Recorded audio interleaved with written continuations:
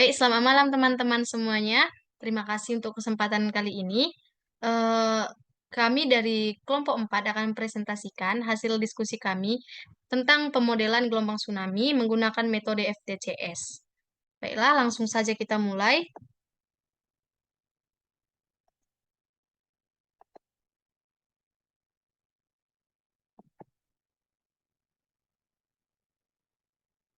Moderator, Destaria BR Sembiring, F1A021052.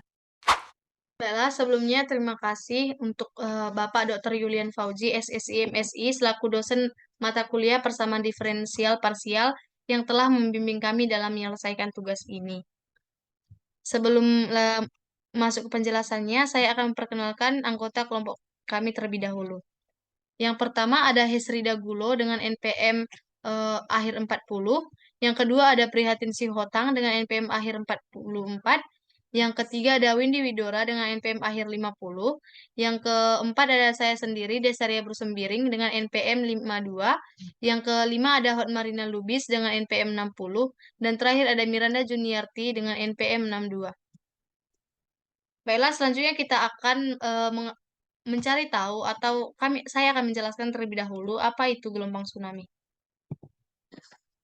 Jadi, gelombang tsunami merupakan gelombang panjang yang menjalar ke segala arah dari sumber asalnya. Gelombang tersebut menjalar sebagai gelombang perairan dangkal. Karena kebanyakan tsunami bergerak pada kedalaman yang nilai kedalaman tersebut kurang dari setengah dari nilai panjang gelombang. Pada saat di laut terbuka, tsunami mempunyai periode 15-20 menit. Karakteristik tersebut membuat gelombang tsunami sulit dibedakan dengan gelombang biasa, dan bahkan sulit dibedakan oleh kapal-kapal yang sedang berlayar. Dalam pemodelan ini, kami akan menggunakan teori kekekalan massa dan teori kekekalan momentum untuk mengetahui dan mencari model dari gelombang tsunami tersebut. Teori kekekalan massa dan teori kekekalan momentum akan menghasilkan metode PDP perairan dangkal, dan model dari PDP perairan dangkal tersebut akan menghasilkan model PDP gelombang tsunami. Nah, jadi model PDP gelombang tsunami yang telah kita peroleh akan kita simulasikan atau kita analisis kestabilannya. Baiklah, untuk penjelasan teori kekekalan massa akan dijelaskan oleh teman saya, Miranda Juniarti. Presentator 1, Miranda Juniarti, F1A021062. Baiklah, di sini saya akan menjelaskan tentang teori kekekalan massa. Hukum kekekalan massa atau hukum Lavoisier, ilmu kimia adalah di mana prinsip jika massa materi tidak pernah berkurang dan juga tidak pernah bertambah.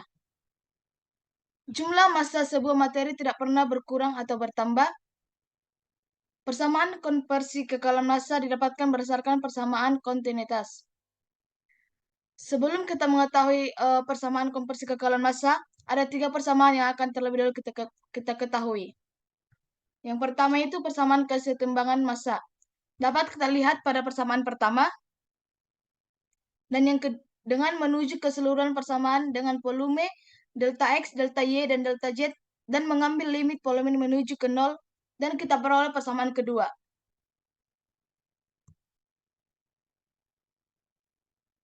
Dalam persamaan 2 menggambarkan tentang rata-rata perubahan rapat massa pada suatu titik tetap sebagai hasil dari perubahan pada vektor kecepatan massa ρ. Jika rapat massa fluida konstan, maka ρ per dot sama dengan 0. Dan dalam persamaan 2 menjadi persamaan kontinuitas sebagai berikut yang dijadikan sebagai persamaan ketiga. Sehingga berdasarkan persamaan kontinuitas yang telah dapat pada persamaan 3, maka didapatkan persamaan hukum konservasi massa, yaitu do eta per dot T ditambah do U per dot X sama dengan 0, yang dalam persamaan 75. Di mana keterangan eta sama dengan elevasi permukaan air laut, U sama dengan debit air atau flux massa air laut, X sama dengan kedalaman fluida, T sama dengan waktu. Dan dapat kita lihat pada gambar di samping itu gambar 1 tentang ilustrasi konservasi massa yang berbentuk kubus. Demikian penjelasan dari saya. Selanjutnya akan dilanjutkan oleh Windy Widora. Presentator 2, Windy Widora. F1A0211050. Baiklah, untuk yang selanjutnya saya akan menjelaskan tentang teori kekekalan momentum. Di sini berdasarkan hukum kekekalan momentum menyatakan bahwa jika tidak ada gaya luar yang bekerja pada sistem, maka momentum total sesaat sebelum sama dengan momentum total sesudah tumbukan. Ketika kita menggunakan persamaan ini, kita harus yaitu memerhatikan arah kecepatan tiap benda. Berikut adalah persamaan momentumnya. Dan untuk ilustrasi konservasi momentum bisa dilihat pada gambar, yaitu pada gambar 2. Dan untuk persamaan momentumnya yaitu do U per do T ditambah do per do X dikali U kuadrat ditambah do per do Y dikali P dikali U ditambah do per do Z dikali W dikali U sama dengan min do per rho dikali do P per do X. Kemudian do P per do T ditambah do per do X dikali U dikali P ditambah do per do Y dikali P kuadrat ditambah do per do Z dikali W dikali P sama dengan min 1 per rho dikali do P per do Y. Kemudian do W per do T ditambah do per do X dikali W dikali...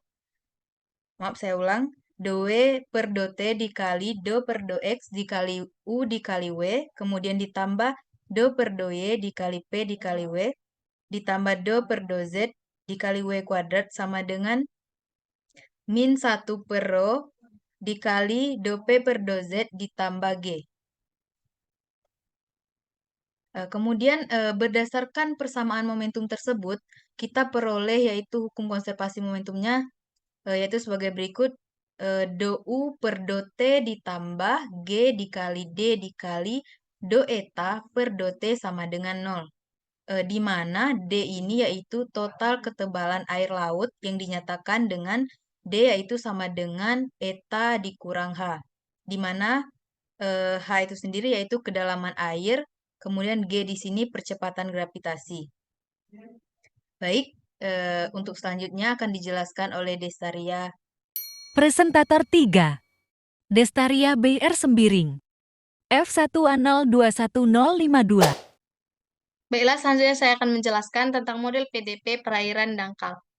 Jadi gelombang air dangkal adalah gelombang ketika panjang gelombang air jauh lebih panjang dibandingkan dengan amplitudo. Ketinggian dan kecepatan gelombang permukaan air dalam persoalan gelombang air dangkal dapat dimodelkan menjadi persamaan gelombang air dangkal. Adapun persamaan gelombang air dangkal yang diperoleh berdasarkan beberapa langkah-langkah diperoleh sebagai berikut. Yang pertama, do H per do T ditambah dengan do HU per do X ditambah dengan do HV per do Y sama dengan 0. Yang kedua, do HU per do T ditambah dengan do HU kuadrat ditambah setengah GH kuadrat per do X ditambah dengan do HUV per do Y sama dengan minus GH do B per do X. Yang ketiga ada do HV per do T ditambah dengan do HUV per do X ditambah dengan do HV kuadrat ditambah setengah GH kuadrat per do Y sama dengan minus GH dikali dengan do B per do Y. Untuk selanjutnya akan dijelaskan oleh teman saya Prihatin Sihotang. Presentator 4. Prihatin Sihotang. F1A0211044. Baiklah, setelah mendapatkan persamaan teori kekekalan massa, kekekalan momentum, dan perairan air dangkal, di sini kami akan menjelaskan model gelombang tsunami-nya. Di sini akan menjelaskan tentang skema FTCS. Metode FTCS didasarkan pada metode Euler maju dalam waktu dan perbedaan pusat dalam ruang yang memberikan konvergensi orde pertama dalam waktu dan konvergensi orde kedua dalam ruang. Atau dapat disimpulkan bahwa FTCS merupakan metode beda hingga eksplisit yang menghampiri turunan terhadap waktu dengan hampiran beda maju dan turunan terhadap ruang dengan hampiran beda pusat. Jadi jika dilakukan diskretisasi pada SOE satu dimensi dengan menggunakan metode FTCS, kita peroleh persamaannya sebagai berikut. Di mana ini diperoleh dari persamaan diferensial parsial dari teori kekalan momentum, kekalan massa, dan peredaran air dangkalnya. Di mana persamaannya ialah eta IJ plus 1 dikurang eta IJ per delta T ditambah U I plus 1J dikurang U I kurang 1J per 2 delta X sama dengan 0. Dan juga untuk persamaan yang kedua yaitu UIJ plus 1 dikurang UIJ per delta T ditambah G NIJ ditambah HI. Di mana eta IJ ditambah HI-nya itu adalah D. Dikali dengan eta I plus 1J dikurang eta I kurang 1J per 2 delta X sama dengan 0. Atau persamaan tadi dapat ditulis kembali menjadi eta I J plus 1 sama dengan eta IJ dikurang C per 2 dikali dengan U I plus 1J dikurang U I kurang 1J. Dan untuk U-nya, UIJ plus 1 sama dengan UIJ C per 2 dikali G dikali dengan eta IJ ditambah HI dikali dengan eta I plus 1J dikurang dengan eta I kurang 1J. Di mana C ini merupakan delta T per delta X. Demikian yang bisa saya sampaikan. Selanjutnya akan dijelaskan oleh Saudara Esri Dagulo. Presentator 5. Hasri Dagulo. F1A0211040. Baik, di sini saya akan menjelaskan tentang analisis kestabilan skema FTCS, di mana setelah dilakukannya skema diskretisasi tersebut tadi yang dijelaskan oleh teman saya, di sini kita bakalan cari analisis kestabilan dari skema FTCS tersebut, di mana kalau kita mau mengetahui suatu metode itu stabil atau tidak, itu harus dilakukan analisis kestabilan. Kita menggunakan analisis kestabilan von Neumann, di mana itu kita mensubstitusikan, ini udah ada ketentuannya, yaitu eta EJ sama dengan ini, dan kemudian UIJ dengan K sama dengan akar dari min 1. Kemudian persamaan ini nanti akan disubstitusikan pada diskretisasi yang sudah dijelaskan oleh teman saya sebelumnya. Kemudian, analisis kestabilan von Neumann ini, dia akan meninjau persamaan, yaitu persamaan linier, dan karena kita menggunakan persamaan SWE 1D, dia akan di sana menggunakan persamaan diferensial parsial yang nonlinier. Di mana kalau kita mau menggunakan analisis kestabilan von Neumann ini, kita harus mengubahnya dulu menjadi persamaan linier. Jadi, caranya kita mengubah dari persamaan nonlinier menjadi linier itu, kita harus mengubah dari persamaan 8 di sebelumnya, ada slide di atasnya. Kalau teman lihat itu ada D dikali D besar tadi ini,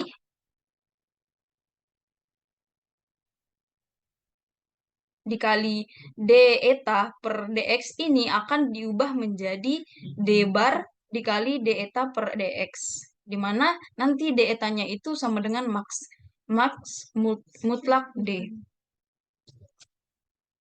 Kemudian, persamaan sebelumnya yang telah dijelaskan oleh teman saya, di mana di sini ada NIJ plus 1 sama dengan NIJ kurang C per 2 dikali UI plus 1J dikurang UI min 1J, dan persamaan yang kedua ini, jadi persamaan 79 sama 80 ini akan disubstitusikan yang telah diketahui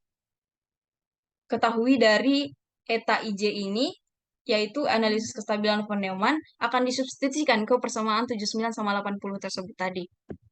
Nah, sehingga diperolehlah persamaan berikut ini. Nah, ini setelah disubstitusikan, kemudian disederhanakan lagi persamaan tersebut menjadi diperolehlah persamaan 83 ini. Nah, ini dia. Nah, setelah ditemukannya persamaan, yaitu kita sederhanakan tadi, ada dia menjadi kita dapat mengubahnya itu dalam bentuk matriks. Jadi, PJ plus 1, di bawahnya ada PJ plus 1 sama dengan 1 per min C, dan seterusnya sampai ini persamaan 84 dan ini adalah matriks dari persamaan yang telah kita peroleh tadi. Nah, untuk kasus skema numerik yang berbentuk matriks, ada syarat perlu dan cukup stabilitas dari von Neumann itu, yaitu eh, mutlak alfanya harus lebih kecil sama dengan 1. Jadi kalau dia alfa ini adalah nilai eigen, di mana nilai eigen adalah atau akar-akar dari persamaan karakteristik. Nah, persamaan akar-akar dari karakteristik ini atau nilai eigen ini yaitu dari ini delta delta 1 sama dengan ini dari persamaan 85, kemudian delta lambda mohon maaf, lambda 2 diperoleh persamaan 86. Jadi dari persamaan 9 dan 10 dapat diketahui bahwa skema numerik dari FTCS ini tidak stabil dikarenakan nilai dari mutlak lambda 1 ini dan lambda 2-nya itu lebih kecil sama dengan 1. Jadi untuk setiap nilai alfa sehingga dia tidak stabil. Oke, sekian dari penjelasan saya. Akan dilanjutkan oleh teman kami yaitu Hotmarina Lubis. Presentator 6. Hotmarina Lubis. F1A021060. Baiklah, terima kasih untuk kesempatannya. Sekarang saya akan menjelaskan mengenai simulasi dari model tsunami di atas dengan menggunakan MATLAB. Nah, di sini kita akan menggunakan sintaks seperti di dalam gambar. Clear all dan close all berguna untuk menghapus variabel-variabel dan tab yang kita gunakan di MATLAB sebelumnya. Nah, selanjutnya kita akan membuat keterangan dengan display simulasi model tsunami dan dengan menggunakan metode FTCS. Nah, di langkah selanjutnya kita akan memasukkan parameter simulasi yang terdiri dari panjang domain. Di sini panjangnya kita gunakan adalah 500 km. Kemudian kedalaman laut rata-rata kita buat 100 km. Selanjutnya ukuran grid spasial dan ukuran langkah waktu. Dan yang terakhir adalah waktu simulasi, yaitu selama 2,5 jam. Untuk koefisien numeriknya, di sini ada terdiri dari percepatan gravitasi, yaitu sebesar 9,81 meter per sekon kuadrat, dan kecepatan gelombangnya, yaitu adalah akar dari gravitasi dikali dengan kedalaman laut rata-rata, yaitu D sama dengan 100. Nah, selanjutnya adalah inisialisasi grid dan kondisi awal. Inisialisasi grid dan kondisi awal ini terdiri dari grid spasial, grid waktu, jumlah grid spasial, dan jumlah grid waktu. Untuk sintaksnya bisa dilihat dalam layar. Mungkin boleh lanjut ke slide selanjutnya.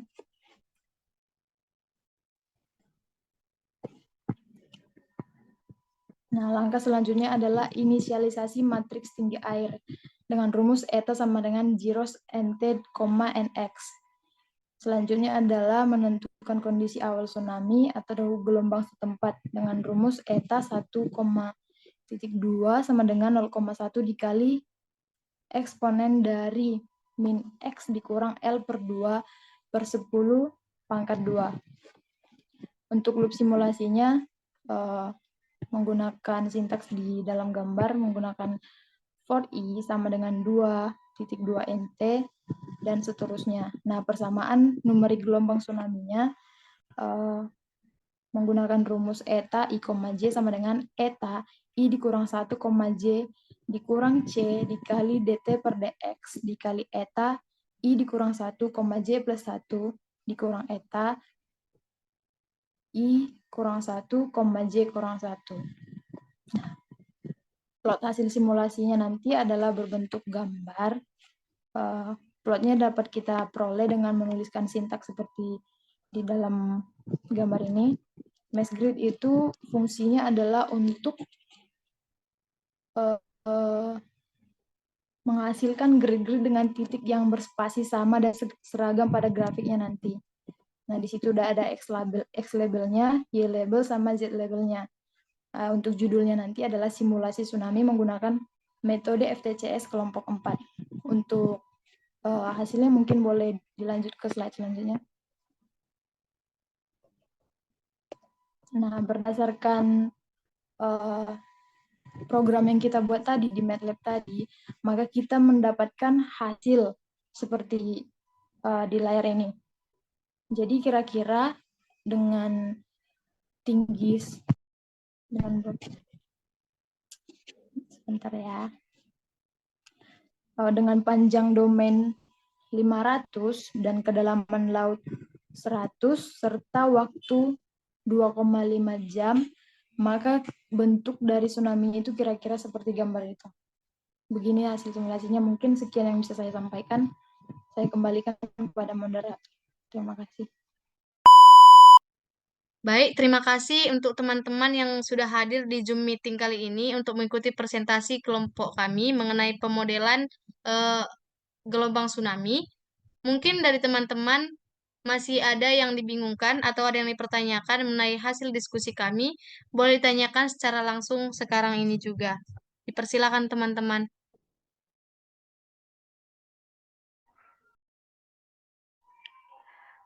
Perkenalkan, nama saya Esther Panjaitan dari kelompok 9.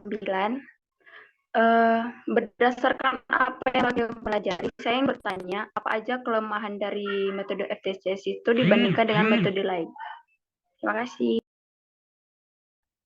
Baik, terima kasih sebelumnya Esther. Kami butuh waktu diskusi beberapa menit untuk eh, bisa menyampaikannya dengan jelas kepada Esther. Terima kasih.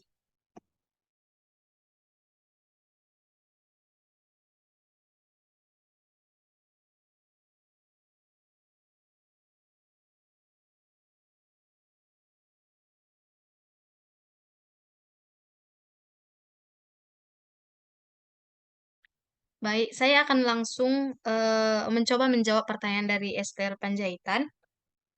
Jadi, kelemahan utama dari metode FTCS tersebut adalah untuk masalah dengan difusivitas yang besar, di mana ukuran langkah yang memuaskan bisa jadi terlalu kecil untuk menjadi praktis. Di mana oleh karena itu banyak metode-metode yang lain yang bisa digunakan untuk menentukan model tersebut. Salah satu modifikasi dari metode FTCS itu adalah metode LUX, di mana pen- banyak pendapat mengatakan bahwa metode LUX itu lebih stabil dibandingkan dengan metode FTCS. Jadi, inti utamanya, kelemahan dari metode FTCS adalah kurang stabil. Mungkin sekian jawabannya Esther, atau apakah sudah jelas? Baik, terima kasih, Desta. Baik, teman-teman. Apakah masih ada yang ditanyakan dari teman-teman semuanya? Dipersilakan. Kami buka untuk satu sesi lagi.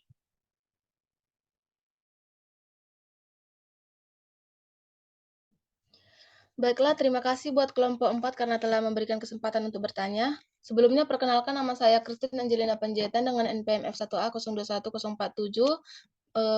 perwakilan dari kelompok 9. Di sini saya ingin bertanya, apa yang menyebabkan metode FTCS tidak stabil? Coba jelaskan. Terima kasih. Baik, terima kasih Christine untuk pertanyaannya. Kami akan diskusi sebentar. Terima kasih.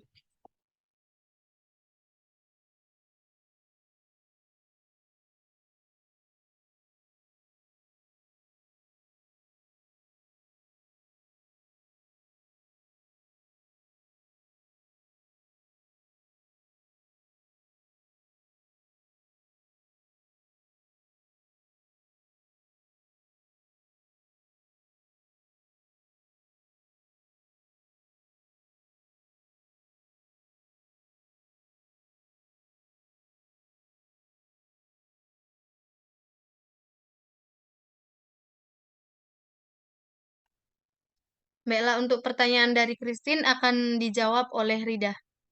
Rida Gulo. Baik, terima kasih. Di sini saya perwakilan dari kelompok 4.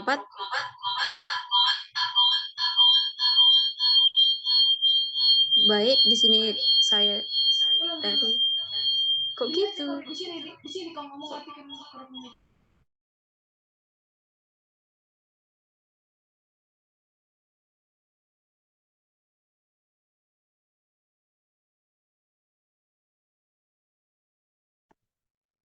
Baiklah, untuk pertanyaan dari Christine Panjaitan akan disampaikan oleh teman saya Hesrida Gulo.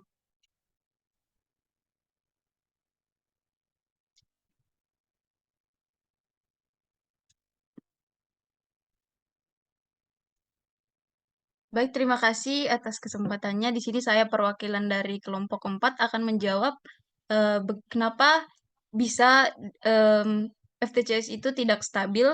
Jadi pada skema FTCS, di mana kalau dia perubahan perilaku elevasi gelombangnya itu relatif cepat, sehingga perhitungan dengan skema FTCS jika dilakukan dengan interval waktu yang panjang bisa menghasilkan perhitungan yang tidak stabil. Itu berdasarkan referensi referensi yang kami peroleh dari diskusi kami kemarin. Jadi kalau dia gelombangnya relatif cepat, dia akan menghasilkan perhitungan yang tidak stabil. Mungkin sekian, atau mungkin ada teman-teman yang menambahi atau ada kesalahan, mohon dikoreksi. Terima kasih.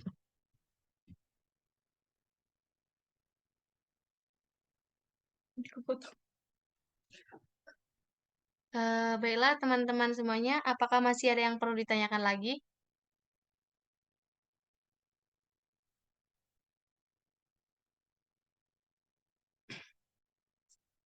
Baiklah, jikalau tidak ada lagi, terima kasih untuk kesempatannya yang telah diberikan kepada kami. Kami dari kelompok 4 minta maaf jika ada kesalahan yang kami perbuat. Terima kasih, selamat malam. Baiklah, terima kasih untuk teman-teman yang sudah menyampaikan presentasi mengenai hasil diskusi kita. Adapun yang dapat kami simpulkan mengenai pemodelan kali ini yang kami bahas menggunakan FTCS adalah kita dapat menggunakan hukum kekekalan massa dan hukum kekekalan momentum serta model persamaan diferensial perairan dangkal untuk memperoleh model gelombang tsunami yang telah terjadi di sekitar kita. Kiranya model ini dapat membantu teman-teman, namun dapat diketahui bahwa model ini merupakan salah satu model yang menurut kami kurang stabil jika dibandingkan dengan model-model yang lainnya, dikarenakan pada saat elevasi gelombang laut itu besar, maka penghitungan dari gelombang ini semakin tidak stabil. Jadi sekian dari kami.